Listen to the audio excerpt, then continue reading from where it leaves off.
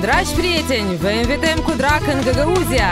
Pe data de 6 noiembrie 2022, piața centrală a capitalei Găgăuziei se va transforma într-un oraș vinicol, unde vineriile, vinificatorii de casă și gospodăriile satilor din Găgăuzia se vor aduna împreună pentru a sărbători tradiționalul festival al vinului Găgăuz Șarap Iortusu 2022.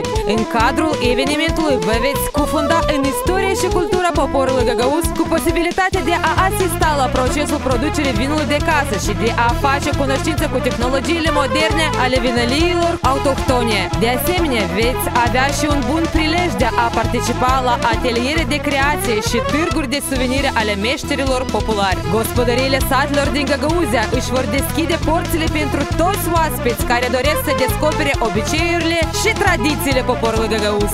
Atmosfera de sărbătoare pe tot parcursul evenimentului va fi susținută de colective de creație și interpreți de muzică din Găgăuzia și Moldova. 6 noiembrie, ora 10, piața centrală a orașului Comrat. Vă invităm pe toți să împărtășiți cu noi bucurie, sărbători frumoase și autentice. Festivalul vinului Găgăuz Șarap Iortusu 2022.